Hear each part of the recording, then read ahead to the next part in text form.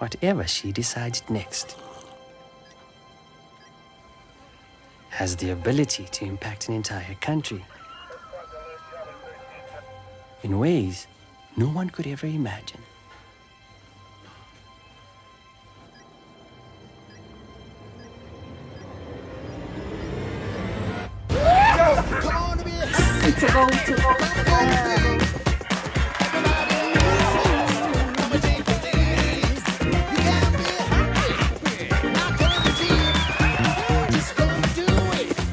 Buying Team Namibia is a choice you make for us, not just for you. Join the 2.5 million strong team that grows stronger with every single Team Namibia purchase. Team Namibia. Together, our future is brighter.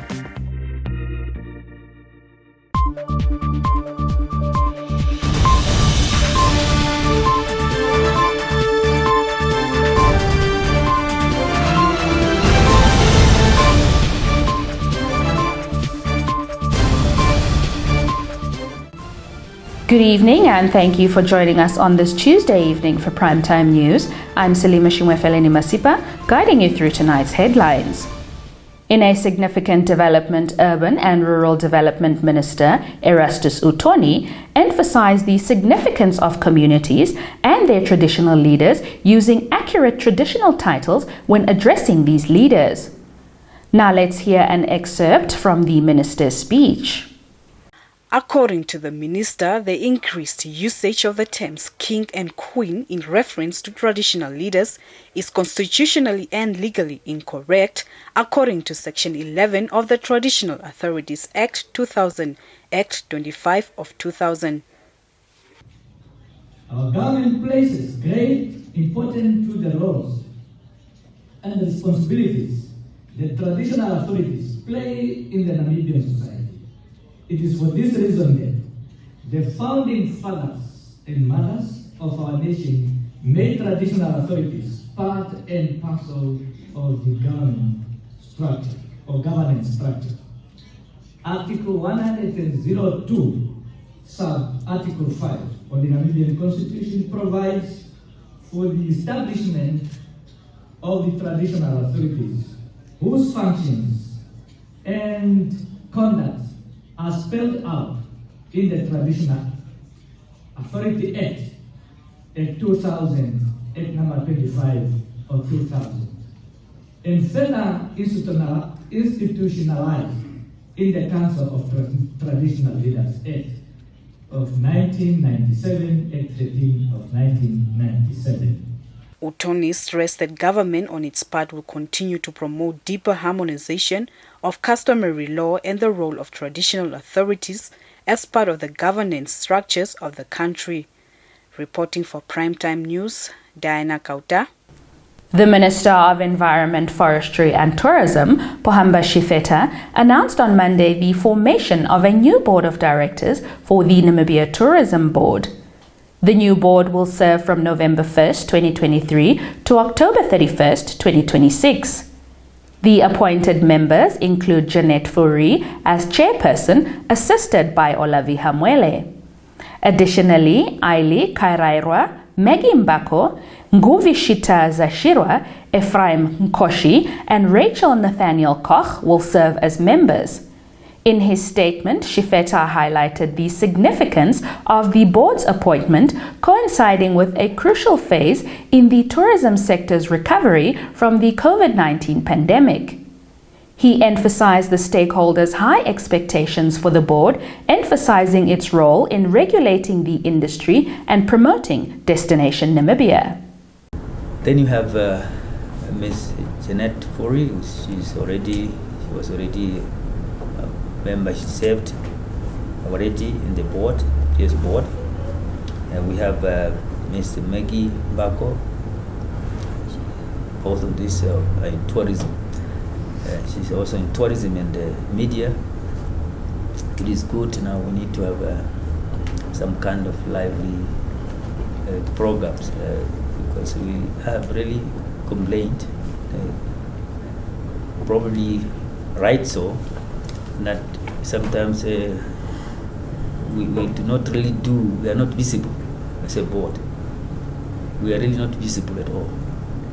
And it's not only me who complained, but also some entities, state entities, can be state entities like the investment board, they complain, there's no connection between them and the board, because when even we call the board doesn't come, or maybe they don't understand how they can connect to each other. So we had to even establish an office recently in the board, just to ensure that the board, that's an investment board, and the NTB, they have one coordinating office to coordinate some of the tourism promotional activities, so that you don't have 12 functions done by 2 different bodies.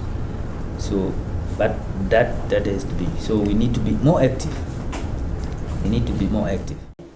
Defence and Veteran Affairs Minister Frans Kapofi said his ministry continues to integrate the veterans of the liberation struggle into the socio-economic mainstream through various programs. During a cabinet committee briefing in the capital on Monday, Kapofi said over 18,000 veterans are presently receiving financial support from the Ministry of Defence and Veteran Affairs in the form of 2,200 Namibian dollars monthly payment. Let's listen in. The government has decided to support those men and women who participated in the struggle for Namibia's liberation, offering them various programs and support systems. And the Ministry of Defense and Veterans Affairs is actively engaged with these veterans. Many of you must have heard endless complaints of veterans seeking to get projects paid out, etc., etc. And with the resources that we get from government, those efforts are being made, and we are attending to many various needs of these veterans. Currently, we have over 27,000 veterans on our support system, meaning receiving some kind of allowances on a monthly basis. The Keetmanshoop police are currently probing a case of involving attempted murder and arson after a man reportedly set his girlfriend's residence ablaze. Deputy Commissioner Nicodemus Mbango, the Crime Investigations Coordinator for the Qaras within the Namibian Police Force NAMPOL, revealed that the suspect is accused of dosing the house with petrol and igniting it between 2 and 3 a.m. on Sunday. Further details in this report. Deputy Commissioner Nicodemus Mbango said the family's belongings were destroyed in the fire, but no one was harmed, as they all managed to escape. The value of the damage is estimated at 200,000 Namibian dollars. The police are yet to arrest the 33-year-old suspect who is on the run. Meanwhile, the police also reported that an 11-year-old boy was seriously injured in an attack by 2 pit bulls that belonged to a 34-year-old man at Roshpina. Preliminary investigations suggest that the suspect took the dogs for a walk in the field. When the victim followed, the suspect allowed the victim to hold the dog's leashes. The victim accidentally fell to the ground and the dogs bit him in the face, inflicting serious injuries, Mbango said. The injured boy was transported to Luderitz State Hospital for treatment, where he remains admitted and in stable condition. The Deputy Commissioner said the dog owner euthanized the animals and their corpses were placed in a mortuary. It was confirmed that the dogs had been vaccinated against rabies. Investigations into both cases are ongoing. Reporting for Primetime News, Diana Kauta. Stay tuned for our upcoming Primetime Business segment.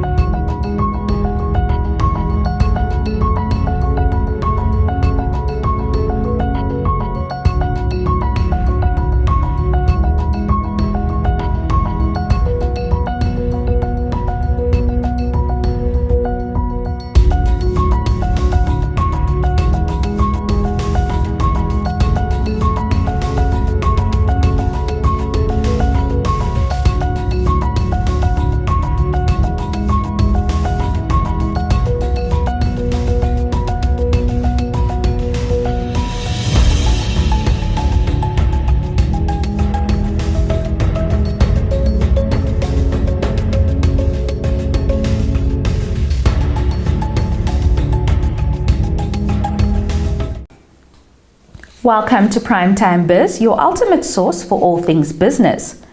Haras Governor Alietta Frederik is encouraging farmers in her region to consider goat farming, emphasizing the animal's high adaptability and resilience, particularly in challenging environments with limited resources.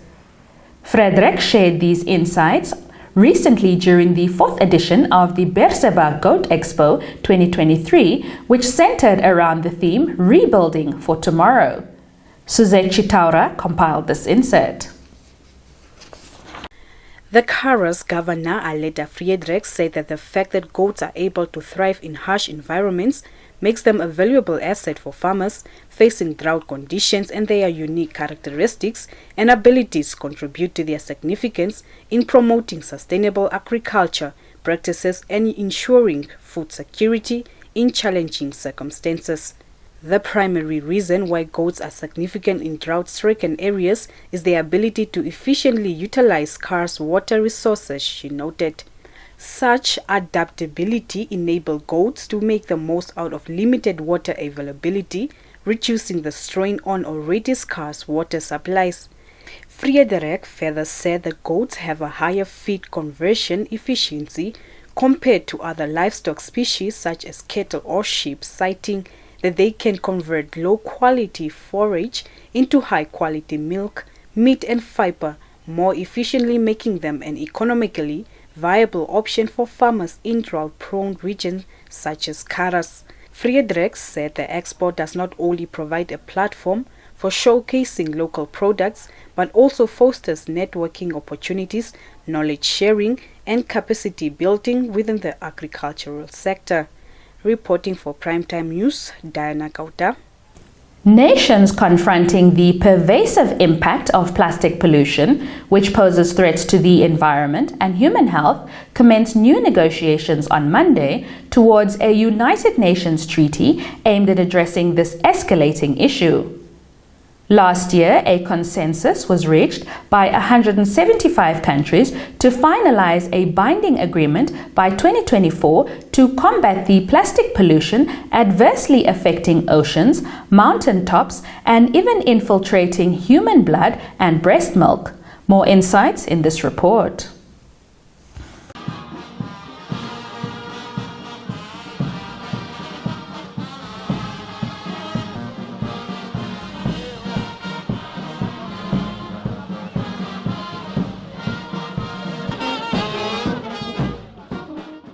Marchers called for the talks to focus on cutting the amount of plastic produced and waved placards reading "Plastic crisis equals climate crisis" and end multi-general toxic exposure. They chanted, "Let polluters pay the price," as they walked slowly behind a ceremonial band from central Nairobi to a park in the west of the capital. Nations agreed last year to finalize by 2024 a world-first UN treaty to address the scourge of plastic found everywhere from mountaintops and the deepest sea trenches to inside human bloodstreams. The purpose of the event today is to highlight plastics reduction and the need for that in the treaty. There is a lot of talk about end-of-pipeline solutions, which we do not need right now. Investing in more of those solutions divert the focus away from what we really need to do, which is mandating ambitious targets on plastics reduction. We are the people who have the historical knowledge and also the historical depth of controlling plastic pollution. We are the heart of recycling, and I believe that our input, our voices should set base to this treaty. Negotiators have met twice already, but Nairobi is the first opportunity to debate a draft treaty published in September that outlines the many pathways to tackling the plastic problem. I reiterate my confidence in your ability to get this done, to repay the faith humanity has placed on you to deliver this moment in history, to chart a path forward for the planet and people against one of the biggest threats we have ever faced. To deal with plastic pollution, humanity must change.